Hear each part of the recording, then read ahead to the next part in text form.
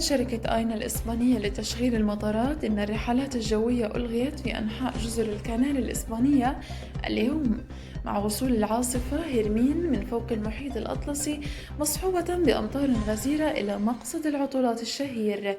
وهناك إلغاء للرحلات في أنحاء الكثير من الجزر، من بينها 34 رحلة من مطار تينيريفي نورث، و22 من لابالما، و14 من إل و8 من لانزوراتي، و4 من لا جوميرا.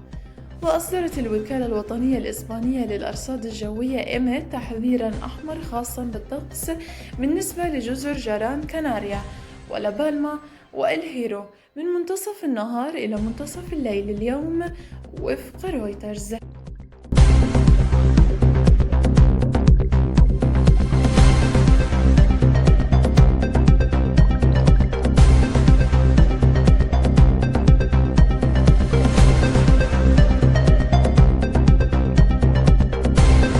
إذا أعجبكم الخبر لا تنسوا الاشتراك وتفعيل زر الجرس ليصلكم كل جديد وحصري.